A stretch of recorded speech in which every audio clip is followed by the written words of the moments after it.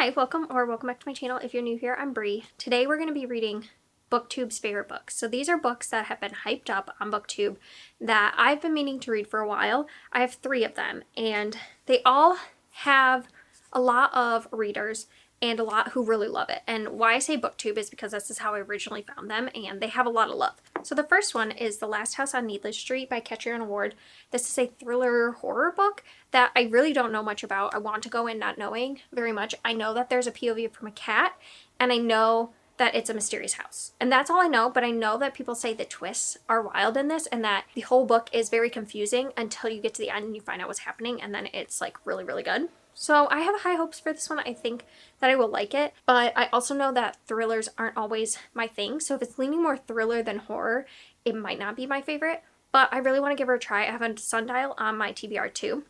So if I like this, then I hopefully can read the rest of her books because I love doing that. So I have high hopes for this one. So the next book I have is Bunny by Mona Awad. This one doesn't really need that big of an introduction. I know a lot of people love it. I know there's also mixed reviews. There's some people who really, really hate it. So I'm really interested to see how I feel about this one. This one's another weird one where a lot of people said it's kind of like weird girl fiction, and it's horror, and I know we're following some girls at like a prestigious writing school. I think one girl starts to like befriend them and weird stuff starts happening, and the other something to do with bunnies.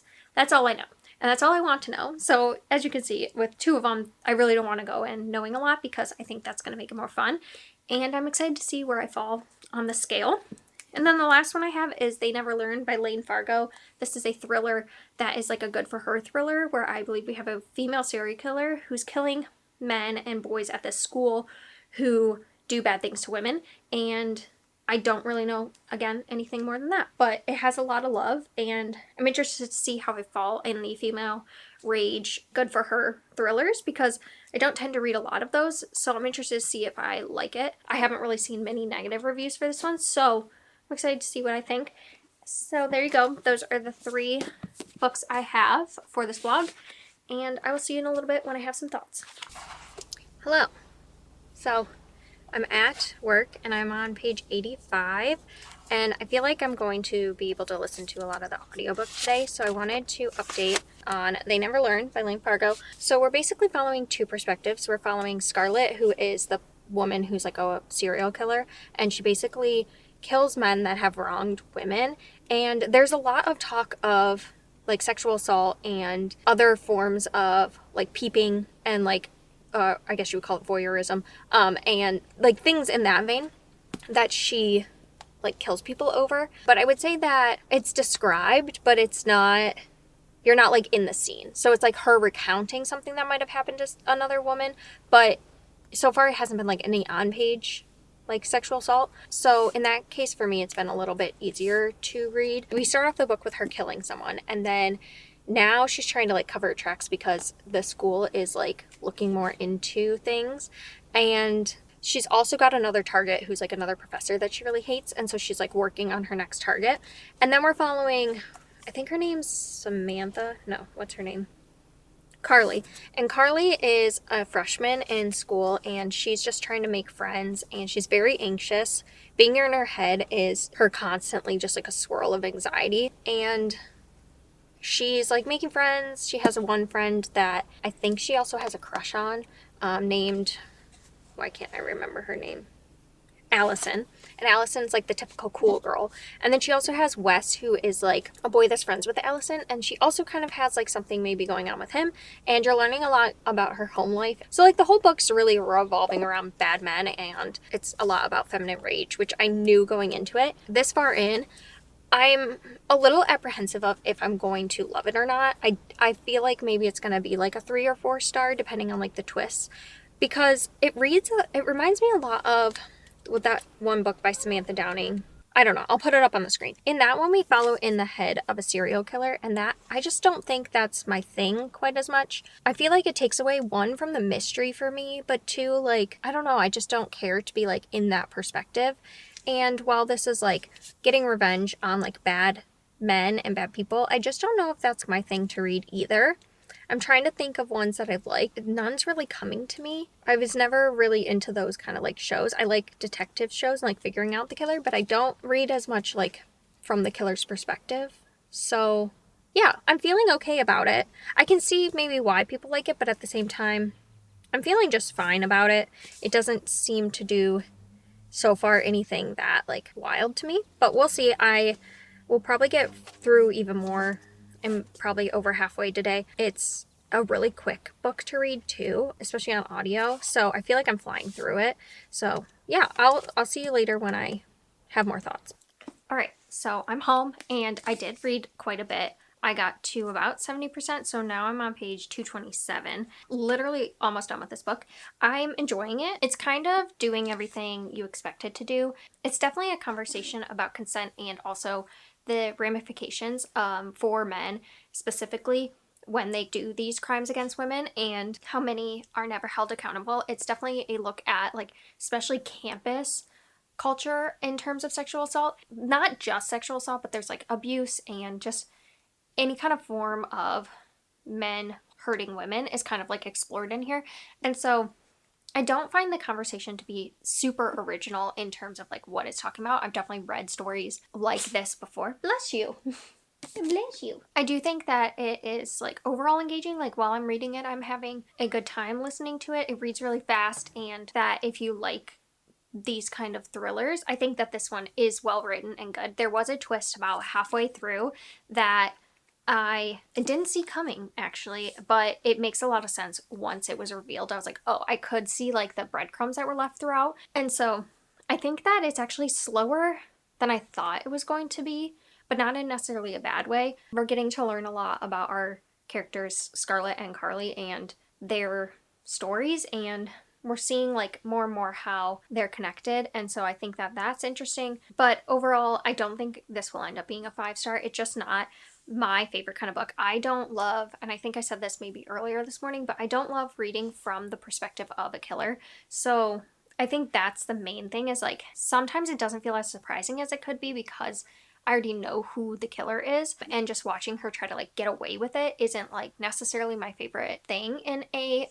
thriller. I think I really enjoy trying to figure out what's happening along the way, and in this you do know what's happening. You're clued into things. Not that there's not been surprises. Like I said, there was the one twist, but it's just not typically as surprising as something where you don't know who the killer is. So I wasn't expecting it also to be queer. There's bi representation in here and multiple characters that are queer, and so I think that that was really cool to see as an addition as well. One thing this does is like there's no nuance to the discussion.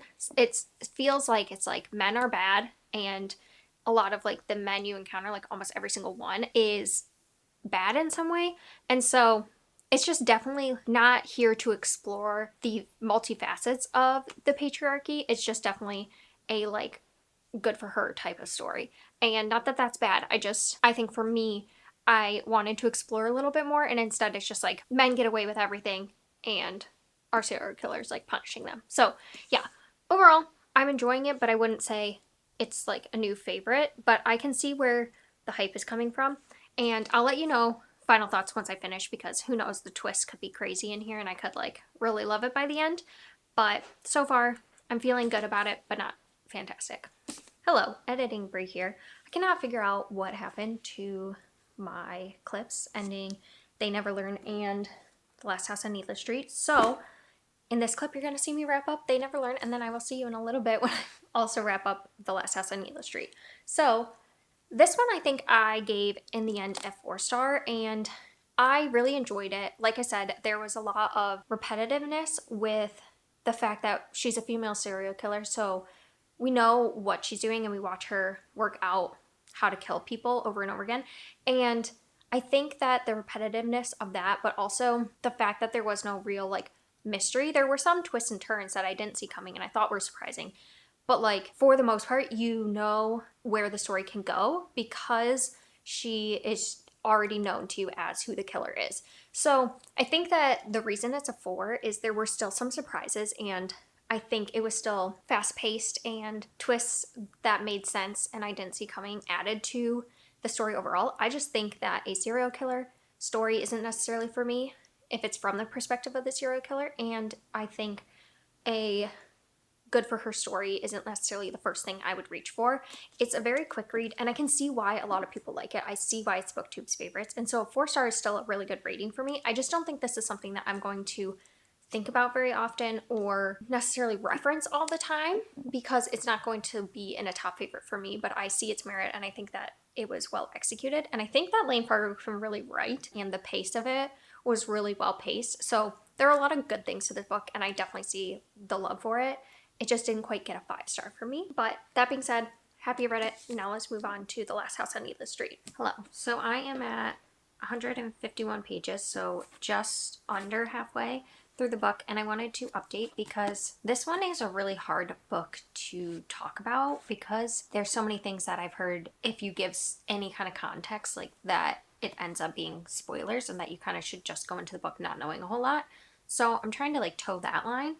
Basically, I will say there are 3 different perspectives that you read from, and you're at this like house that some weird things are happening at it, like with the people. And then also there's a woman who moves in next door, and it's just like a lot of strange things, and I can't really tell like if this is going in like a true like horror direction or if it's going more in a thriller direction. Like I can't tell if things are going to be like real or imaginary or monster or not, or just humans. It's very strange, but it also has this like just choppy quality to it that makes it suspenseful and confusing.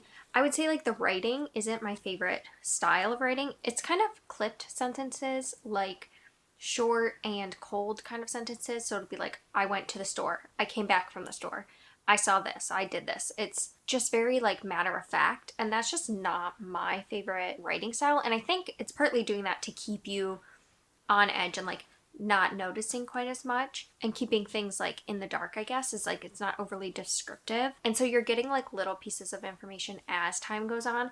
But so far, like, I don't know, I'm not feeling like any way towards it, because I think it's one of those books that I won't have a true understanding of my feelings until the end.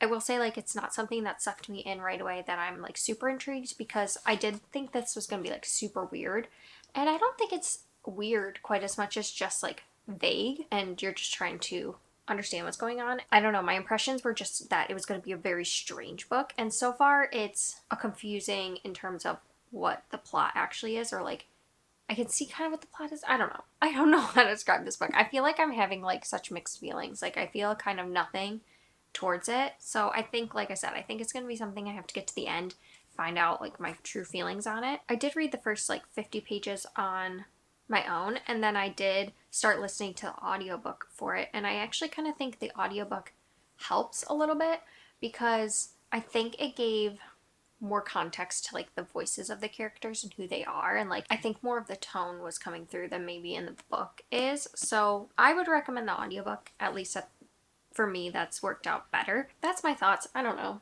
I'm sorry I don't have like extra thoughts for you. As of this moment in time, I'm not really seeing the hype of it, but I'm not seeing why people would hate it either. Like I just feel whatever towards it.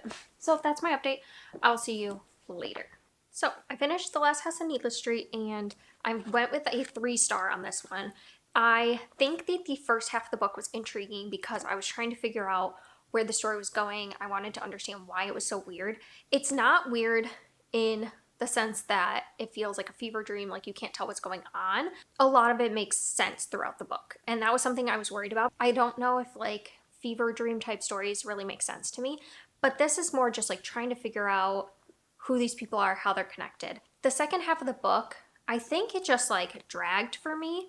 I think the overall ending and twist I was unsure about, but then I read the author's note, and I really feel like Catriona Ward really did her research and tried to put in a lot of care to this book, and I think that it actually does show in it. I don't want to give anything away, so I can't really like speak to the ending too much, but I think that it seemed like she was doing her best with it, and I think that it did seem well done in my opinion.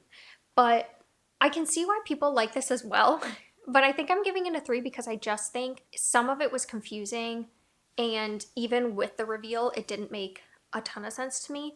And I just think the writing style, the way that it's written isn't my thing. It's, if you've ever read Stephen King, it kind of reminds me of that, where it's like the sentences are very short and they're to the point. There's not a lot of extra to them. And I just think that writing style is not my favorite thing. I don't know why, but it just doesn't hook me. It doesn't pull me into the story. I didn't feel this sense of foreboding like I wanted to. Though I do think like triggering things definitely happen in this book. So I would look up trigger warnings. Although I think trigger warnings give things away, I think that it's also, trigger warnings shouldn't be a twist necessarily, in my opinion. I just think everyone should be able to go in and look up trigger warnings beforehand. I do, so tangent aside. There is a lot of like trigger warnings in here and stuff that was hard to read, but then there was a lot of just parts that I kind of was sitting around waiting for the next thing. I think the perspective of a cat was an interesting choice as well. It made it very interesting, but I just can't tell you exactly what didn't click with me unless I talk about the book as a whole and go into like spoilers, and this is a very hard book to go into spoilers, but I think I'm going to end up with a 3-star. It was good. I see why people like it. It just is not my kind of thing, and I think I said this going in, that if it was leaning more horror, I would probably like it, but if it leaned more thriller, I probably wouldn't, and this did to me lean more thriller than horror, and I just don't know what it is. But I like mysteries and I like horror, so you would think I would love thrillers, but I tend to not love thrillers. And I think it's just because a lot of the tropes aren't my favorite. It's kind of like romance, where it can work with me, but it has to be very specific. And I have a lot of tropes I don't like. So to find like a good one that I love is more difficult. So then I don't tend to read a lot of it. A lot of tangents on this one. But that's The Last House on Neela Street. I liked it. I didn't love it. 3 stars. So I am 82 pages into Bunny so far, and I don't know, I have mixed feelings about it. I feel like it's one of those books that I won't really know my feelings about it until I get to the end. It is strange in a way, but really it's a lot of our main character Samantha's like inner monologue. She really dislikes these like bunny. It's like a group of girls who they're all in a master's program, and she's kind of the odd one out of the group. And there's a lot of different people on campus, and she has one friend that she hangs out with. They kind of have judgment of everyone at this school, and it is a pretentious school. And this main character, she comes from a poorer family, and so she had to really like fight her way to get to this school, and a lot of people there are from the upper class, and they just kind of get to do whatever. So it's a little bit snobby and stuff like that. But our main character in general too is just someone who like kind of hates the world, it feels like. And also we are getting snippets like of her backstory, and she clearly like as a child her mom has said stuff like, why are you lying all the time, why are you making up stories? So she also like does that a little bit. So there's like times where she's with the bunnies and like they're asking her to tell them a story, and you don't really know if she's making it up or if it's real. And so I find that really interesting. And then there's definitely bunny imagery and stuff, and so I don't really know like what to expect, where this is going, but it does read a little bit more like literary horror, and that's typically not my genre of horror, I found. And so I don't know if this is gonna work for me. And I've heard it's weird girl horror as well, and I don't know if that's always my thing either, but I won't know until I get to the end. So I am intrigued, and I find this kind of main character interesting to follow because she isn't like the most likable, but I do think like the constant inner monologue is kind of a lot. Like I wish there was a little bit more dialogue at this moment, or like a little more interactions, I guess. It just feels a little like constant running in her head. It's not gripping me as much as I want it to. But that being said, I am only 80 pages in, so I have more to go, and I will let you know when I get to like the 50-ish% how I'm feeling. But I also do want to keep it vague because I have heard from people that this is better to like go into it not knowing too much, and so that's what I did. So I'm not going to give too much away of like plot and stuff, but so far I'm enjoying it, and we shall see if I end up loving it by the end or just feeling like it was okay. So I'm 50% into Bunny, and it's weird when people say that it's like a weird girl horror book. I didn't really know what to expect. I think I was thinking along the lines of The Center and things like that, where you just don't really know what's going on until the end. And yes, you don't know what's really going on, but it's weirder than that. There's a lot of weird things. I don't want to like spoil it, but they're doing some weird things in this group. And the main character, I think, is an interesting character to follow. And being in her head in the middle now is kind of like a fever dream of sorts. And I kind of can't tell if I'm loving or hating it. You know, it's one of those things where I think I just need to get to the end of the book and know my final feelings, because I think what happens by the end is really going to solidify my rating and reflect back on the rest of the book of what my thoughts are, because right now I'm just along for the ride and I have no idea what's going to happen, because something that I thought was probably going to happen actually occurred like earlier than I thought. Like a lot of the events of the book are occurring earlier than I thought they were going to, so it makes me just really wonder what like this last half is going to do. But I think I'm liking it, but I also could be hating it. I don't know. So we're going to find out. I'll see you when I'm finished, but I can see why people love it. Like, I definitely see the appeal because it is weird. So I can also see why people would probably hate it because it is weird. So yeah, I'm understanding the divide on this one. And yeah, I can't wait to finish it and let you know what I'm thinking at the end. I read Bunny by Mona Wad. I did not check in past the halfway point.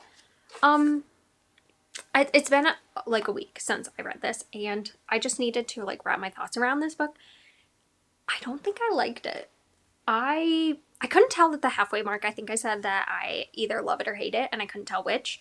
And I think I didn't like it. So the first part of this book was very like interesting. I felt like I was trying to get myself oriented, and it was weird, but in a way that was like stable, and I could tell what we were doing.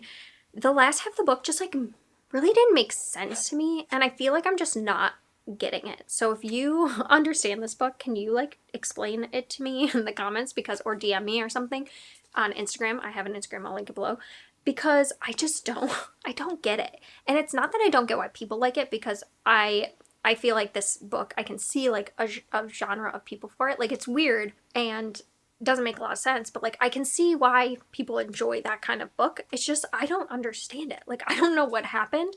I don't get what we were supposed to take away from it. I don't know. I felt like I was just losing grip with reality like the longer I read, and I guess that's probably part of it, but I don't think I liked it. It left me with nothing to take away from it, and I think that's why I didn't like it. Like, I don't even have a rating for this. I think maybe 3 stars, because I didn't hate it. Like, it wasn't a 1-star book. Like, the writing and stuff, I can see what she was doing, but there's a lot of just like ways that they talk that is a lot of very pretentious writing, and at first I liked it, but then it also just gets to like nonsense where I'm like, I can't even like decipher what you're trying to say right now, and maybe this is like too smart of a book for me, and that's fine. I didn't get it, and I really wanted to, because I wanted to be part of the love for this book, and I just feel mid about it. So that's unfortunate, and I feel like the thing that sucks is most of these books were not a favorite.